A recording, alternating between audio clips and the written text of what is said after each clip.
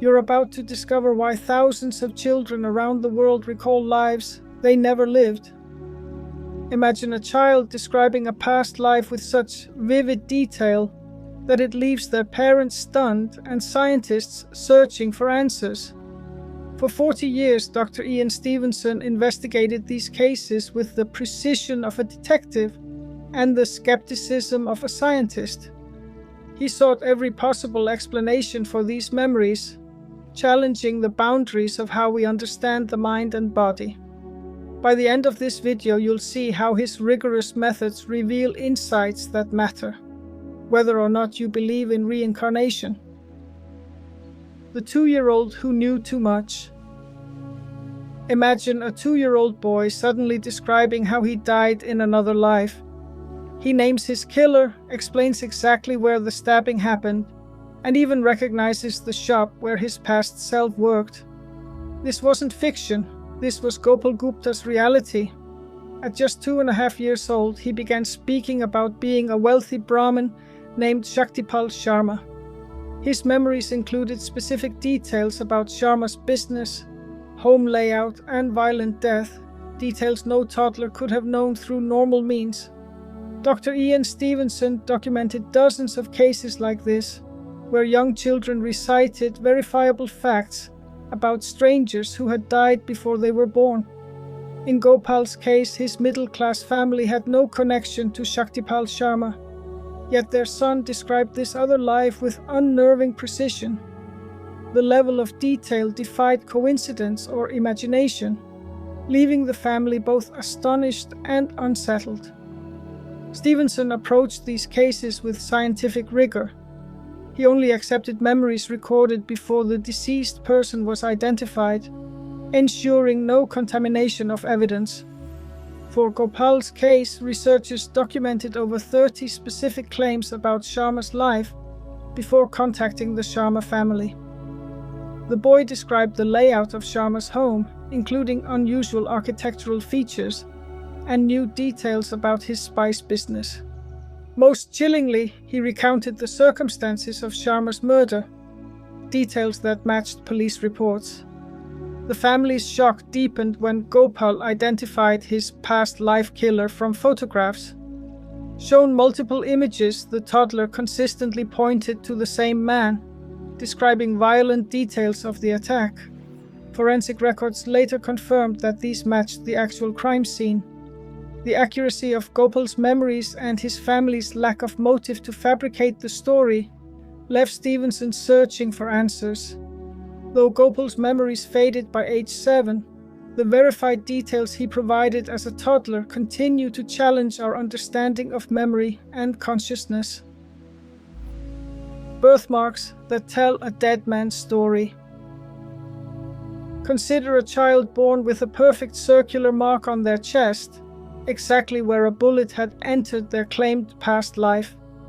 Dr. Ian Stevenson documented over 200 such cases, where birthmarks matched violent wounds from remembered previous deaths. These weren't vague resemblances, but precise correspondences, presenting a physical mystery beyond memories alone. One striking case involved Corliss Shotkin Jr., a boy born with markings that matched the surgical scars of Victor Vincent, a man who had died years before Corliss was born. The marks aligned perfectly with Vincent's appendix operation scars, despite no medical history to explain them. Even more perplexing, Corliss developed behavioral traits similar to Vincent's, including stuttering and a love of engines. When shown photographs of Vincent's relatives, the child correctly identified each family member without prior contact. In some cultures, birthmarks are seen as a permanent signature left by a past life. Tribal societies like the Tlingit of Alaska and the Igbo of Nigeria intentionally mark deceased individuals, expecting corresponding marks on children born later. Stevenson recorded cases where tribal elders identified newborn birthmarks matching ceremonial marks made on the dead.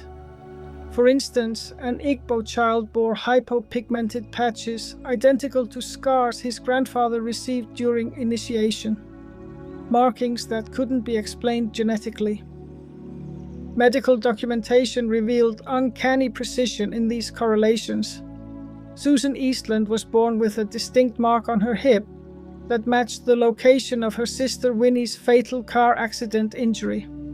Similarly, Tali Sowaid had 2 circular marks on his face, corresponding to entry and exit gunshot wounds from his claimed past life as a murdered shopkeeper. These cases suggest birthmarks may reflect not just location, but the shape and size of past wounds. Stevenson hypothesized that traumatic deaths create stronger imprints on consciousness, leaving marks that carry into subsequent lives. Supporting this, birthmark cases often showed shorter intervals between lives, frequently under 5 years. Modern research on maternal impression, where psychological trauma affects fetal development, hints at how such marks might form. Stranger still, some birthmarks faded after children visited locations tied to their past deaths, as if closure erased the physical trace. These anomalies challenge materialist views, suggesting that past life recall may leave biological signatures that blur the line between mind and matter. The language they shouldn't know. Here's where it gets interesting. Children speaking languages no one taught them. Dr. Stevenson documented cases where toddlers suddenly started using dialects or words their families didn't know.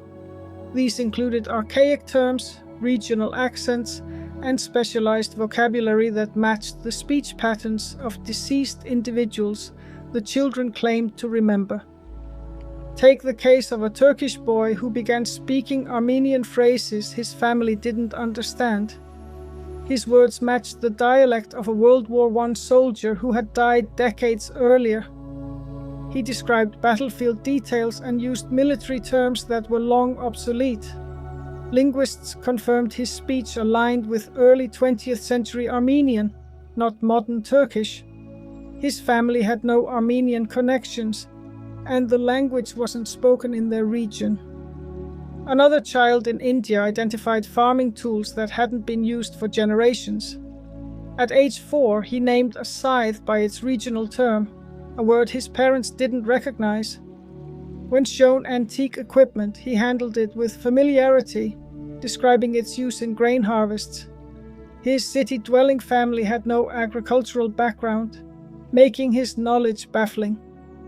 Stevenson prioritized cases like these because language offers measurable evidence. Unlike vague memories, speech can be recorded, analyzed, and compared to historical records. Children often used phrases or pronunciations that had fallen out of use, matching how their claimed past selves would have spoken. But how can a language lost in time suddenly re-emerge in a toddler's speech? The most puzzling aspect is how quickly these skills fade. By age 6 or 7, most children lose their unexpected fluency entirely.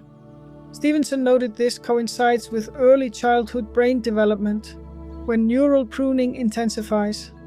Some researchers theorize that young brains might temporarily access latent memories before conventional cognitive processes take over. One Burmese girl spoke fluent Rakhine at 3, singing traditional lullabies and describing a coastal home far from her mountain village. By 8, she could barely recall the words. What lingered were emotional reactions, crying at the smell of salt water, a fear of boats tied to her claimed past life drowning. These cases suggest a pattern science can't yet explain. Children don't just mimic sounds, they use language appropriately, responding to questions and expressing emotions in dialects they shouldn't know. It's as if these fleeting abilities, like a forgotten melody, surface briefly before vanishing entirely. When personality gets replaced. Jasper Lal Jatt of northern India experienced a profound transformation that left his family reeling. At age 3, after nearly dying from smallpox, he awoke claiming to be Sobaram, a Brahmin man from another village. His parents watched in disbelief as their son rejected their food, refused his clothes, and adopted mannerisms entirely foreign to him. It was as if Jasper had vanished, replaced by someone else. The family, torn between grief and confusion, now cared for a child who spoke of Sobaram's life with unnerving precision, naming his wife, children, and even describing a village Jasper had never seen. This phenomenon, called replacement reincarnation, involves a child's personality being completely overwritten by another's. Unlike typical past life recall, where memories coexist with the child's identity, these cases erase the original self entirely. Jasper's case stood out not just for the transformation but for the accuracy of his claims. When taken to Sobaram's village, he identified Sobaram's widow without hesitation, described hidden money in the home, and recognized Sobaram's walking cane, details impossible for Jasper to have known. The family's distress deepened as Jasper's transformation proved permanent. Medical explanations faltered. Neurologists speculated that brain damage from smallpox might have triggered dissociative identity disorder, but Jasper's case didn't fit. There was no switching between identities, only a complete and stable replacement. Decades later, Stevenson's follow-up found Jasper still living as Sobaram, rejecting his biological family and referring to them as strangers. Researchers verified over 40 specific claims Jasper made about Sobaram's life, including obscure details like property disputes. His knowledge defied explanation, leaving psychologists grappling with the implications.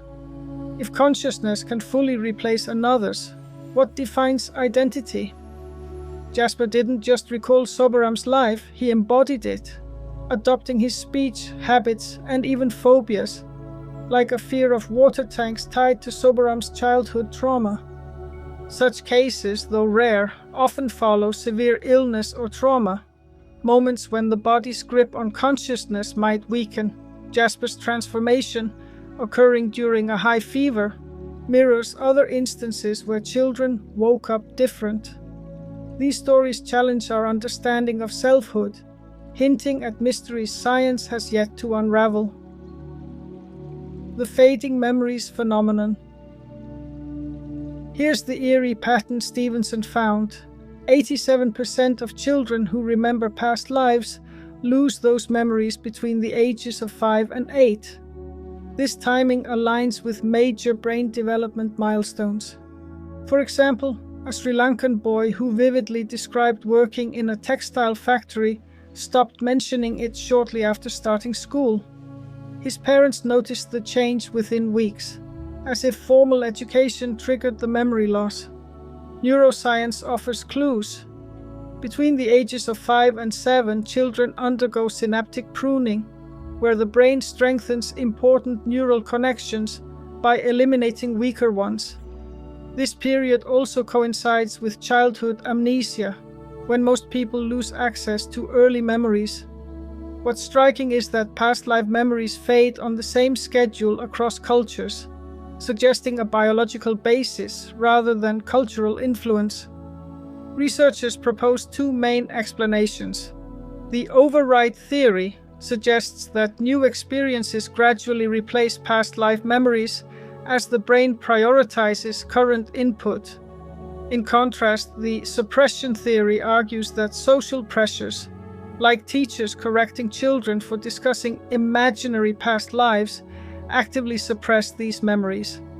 Stevenson documented cases supporting both views. Some children could recall details under hypnosis years later, implying the memories weren't erased but became inaccessible. The emotional toll of this memory loss can be profound. A Thai girl who remembered drowning as a child described the experience vividly until her vocabulary expanded. She later told researchers, "It's like the words pushed the pictures away." Her parents noticed she became withdrawn during this transition, struggling to reconcile the fading memories with her growing sense of self. The biological switch hypothesis offers a synthesis. As children develop a stable sense of identity, their brains may suppress memories that are inconsistent with their current persona. Brain scans show the default mode network, responsible for self-referential thinking, matures around age 8, potentially filtering out memories that don't align with the developing self. Interestingly, emotional imprints often outlast specific memories. A Burmese boy who forgot his past life memories of dying in a truck crash still panicked at the sound of horns into adulthood.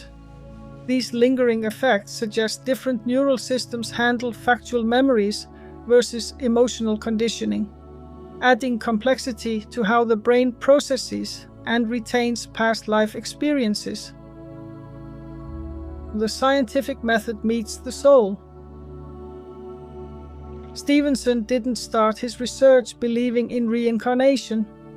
As a trained psychiatrist, he approached these cases as problems to solve.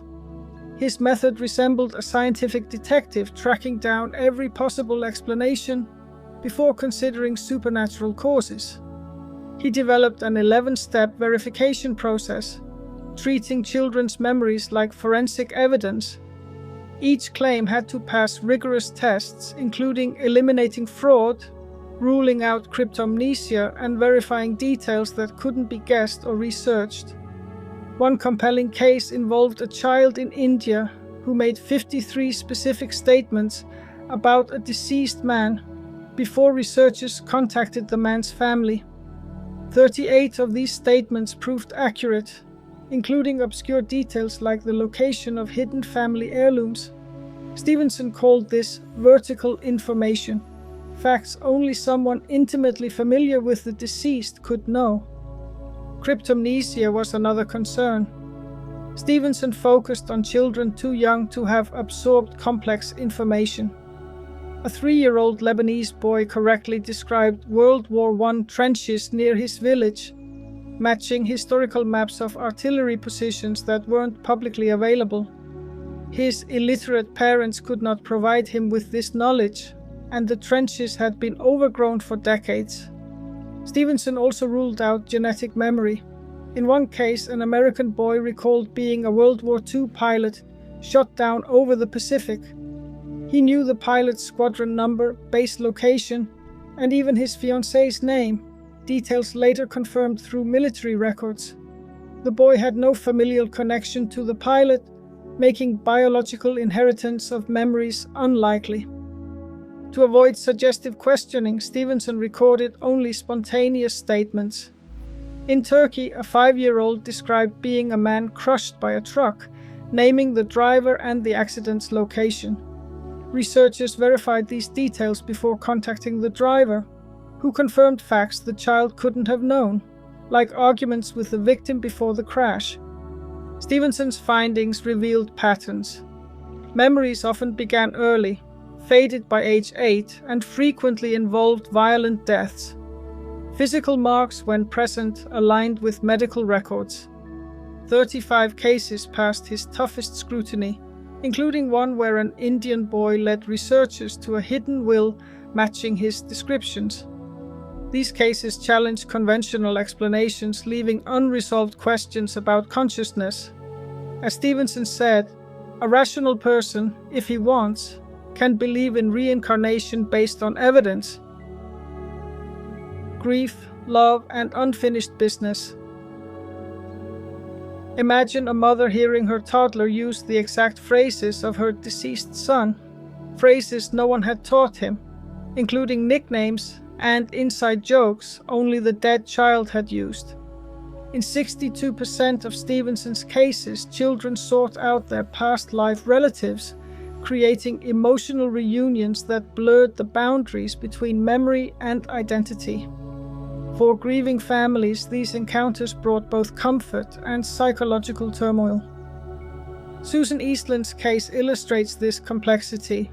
Born with a birthmark resembling her sister Winnie's fatal car accident injury, Susan recognized Winnie's belongings by age 3. She picked up Winnie's favorite doll, saying, "This is mine. It was always mine." Her mother Charlotte recalled when Susan found Winnie's hidden diary. She walked straight to the attic box where we'd stored it, though she'd never been up there before. Cultural context shaped how families responded. In Lebanon, a boy led researchers to a spot under his past family's house where valuables were buried, convincing skeptical relatives of his claims. In contrast, American families often discourage such discussions. One Ohio mother admitted punishing her son for lying about being a firefighter who died in a 1977 blaze, until she discovered the historical incident matched his details exactly. In parts of India and Thailand, ceremonies reunite children with past life families, transforming grief into acceptance. Villagers embrace the child as a returning member, offering emotional and financial support. In Brazil, Catholic families quietly validated children's memories while avoiding social stigma. These practices often helped families resolve unresolved grief. A Lebanese boy identified which of his former brothers had stolen money before his death, bringing closure to years of suspicion. Violent deaths created particularly intense bonds. A Turkish boy who recalled being murdered repeatedly visited his killer's house, unnerving the family until they moved away. Stevenson noted that 73% of cases involving past life recognition followed traumatic deaths, suggesting unresolved emotions might drive these memories. Stevenson's work raises profound questions. If memories persist beyond brain death, what does that mean for our understanding of consciousness? These cases challenge how we define identity and the continuity of self. What this means for your consciousness. Stevenson's research raises a profound question. If memories can transfer between lives, what does that reveal about consciousness? Modern neuroscience assumes consciousness arises solely from brain activity, that when the brain stops, the mind ends. Yet, Stevenson's cases challenge this view. When a child describes a deceased person's home, relationships, and death while bearing physical marks matching their wounds, it suggests consciousness might extend beyond the brain's physical limits. Consider skills seemingly carried over between lives. A boy in India with no medical training demonstrated surgical techniques matching those of a long-deceased doctor, even describing outdated procedures like ether administration. Similarly, a Turkish girl displayed advanced carpet weaving skills identical to her claimed past self's profession, despite no exposure to textiles in her current life. These aren't just memories, they're abilities manifesting without training. Phobias add another layer. Children often develop fears tied to past life deaths. One boy, terrified of horses, also avoided rivers even during droughts. Researchers later discovered his claimed past self had drowned after being kicked by a horse. Another child panicked at train sounds, though he lived far from tracks. His remembered past life ended in a railway accident. These fears mirror specific traumas, not generic childhood anxieties. The hard problem of consciousness, how subjective experience arises from matter, becomes even harder with these findings. Traditional neuroscience can't explain why a Burmese girl instinctively sang obscure folk songs from a region she'd never visited, using dialects that have been extinct for generations. Dualism, the idea that mind and body are separate, gains traction here. Titu Singh, for instance, insisted he belonged to another family, with mannerisms and preferences aligning with his claimed past life. This persistence of personality suggests consciousness might transfer as a coherent unit, not reset with each new brain. Cases like James Leininger, who recalled being a World War II pilot with astonishing accuracy, challenged materialist views. How could such detailed information transfer across decades if consciousness is purely brain-based? These stories may not prove reincarnation, but they expose gaps in our understanding of consciousness, demanding that science confront these anomalies with the same rigor Stevenson applied. Whether these cases reveal souls or gaps in our understanding of psychology, one thing is clear. Science cannot explain how a 3-year-old could describe where a dead man hid his rifle decades earlier. After 40 years of research and thousands of cases, Dr. Stevenson left us with a mystery that challenges our current understanding of consciousness. So, the next time a child says something eerily specific about a life they couldn't have lived, take a moment to reflect. Could these details hint at truths we've yet to uncover? Have you experienced something unexplainable? Share your story below. We're eager to hear.